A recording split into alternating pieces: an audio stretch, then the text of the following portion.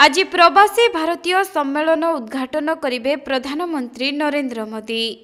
एसहित प्रवासी भारतीयों को संबोधन करिवे।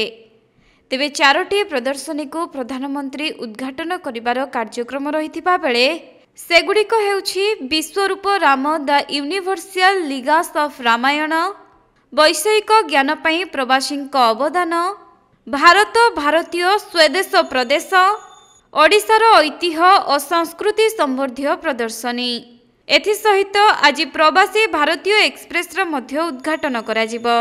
सेपटे मोदी सुरक्षा पई ब्लू बुक अंतर्गत समस्त बंदोबस्त करा जायछि। दायित्व रे 500 अधिकारी 83 प्लाटून फोर्स मध्य उपस्थित रहिछन्ति।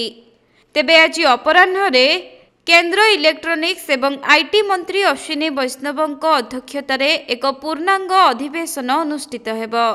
एथिरे सबुज संजोग निरंतर विकास रे प्रवासीଙ୍କ अवदान उपरे आलोचना कराजिबार कार्यक्रम रहिछि।